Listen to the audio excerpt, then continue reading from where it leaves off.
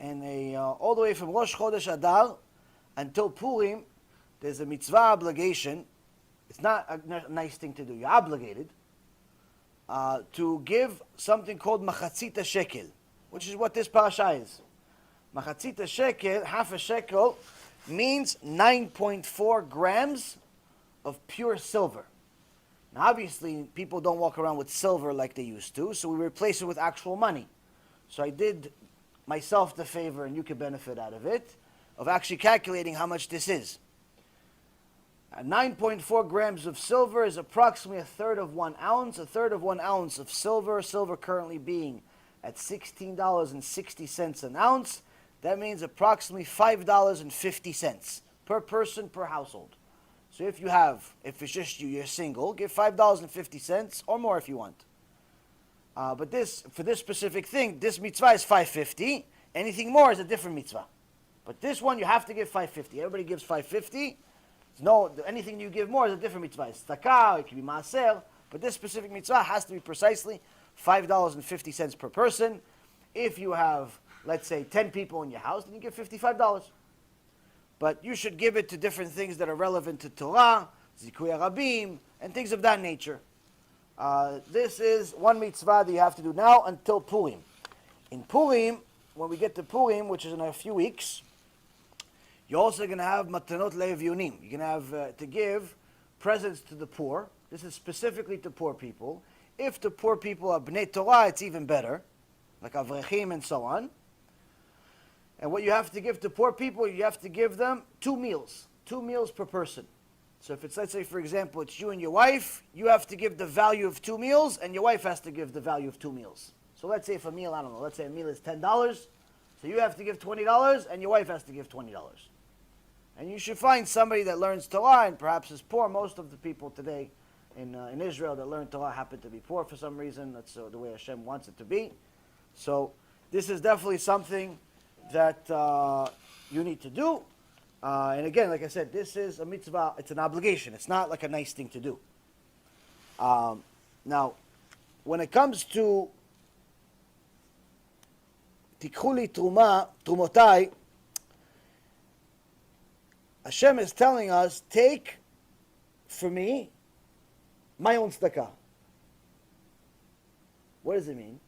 It says, really, everything that's in your pocket is mine anyway. Everything that you have in the bank is mine. It's not yours. So one guy comes to the Chafetz Chaim, and he says, Kvod Harav, listen, I know Hashem is great and all, but I've made so much money in my life that even if Hashem destroys my real estate business, let's say the real estate market collapses, I still got a bunch of money in the stock market. And even if he makes the stock market collapse, I still have an import-export business. And even if he destroys the import-export, I get gold. And even if he destroys gold, I got silver. And even if he destroys silver, I got diamonds. And even if he destroys diamonds, I have horses. And even if he destroys the horses, I got cows. What, is he going to destroy the whole world just to take my money away? The Chafetz Chaim HaKadosh says to him, he goes, you're right. Technically, it's not so difficult for Hashem to destroy the whole world just to take your money. It's not difficult at all. But it's much easier for, instead of him destroying the whole world to take your money, to just take you from the money. Oh, yeah, you're right. You're right. Chatanu Avinu Pashanu. Chatanu Avinu Pashanu. Everybody thinks they're smarter than God. Everybody thinks they're smarter than God. And the reality is that when someone is generous with their money, they're showing Hashem not necessarily that they have a good character trait. It's not just that. It's good. Baruch Hashem, you're generous. It's a good thing to have. People that are not generous are usually very, very despicable people in a lot of other regards. It's a very bad trait because it's the opposite of Hashem. It's the opposite of Hashem. Hashem only gives. He never receives anything. The tefillot is for us. The limud Torah is for us. The tzedakah is for us. Everything is for us. He doesn't get anything from us. Nothing.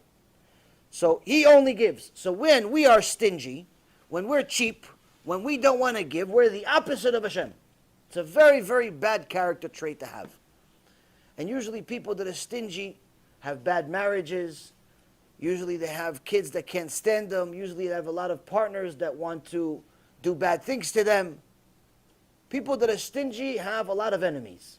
Why? It's a very despisable character trait. But one of the things is that it also gets the person to have Hashem despise them also. Why? I gave you 100,000 and you can't give my children 10,000?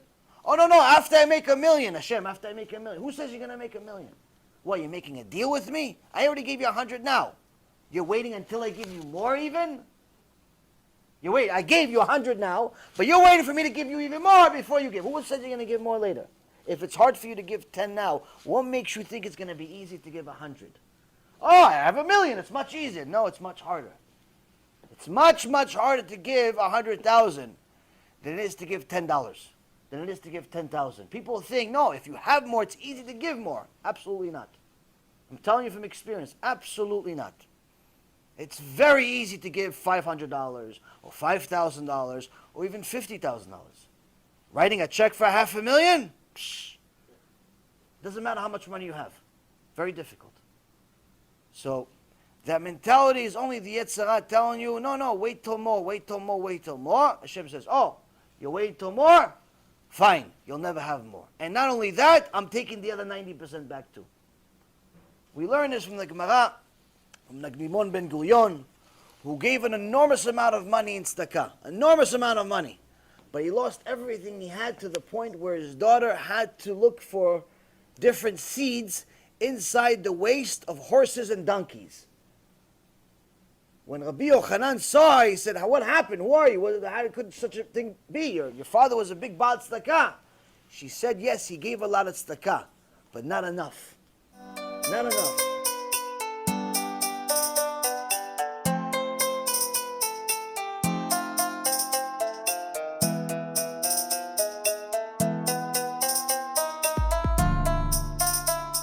Let me know what you think, and make sure to share it, because other people need to learn too.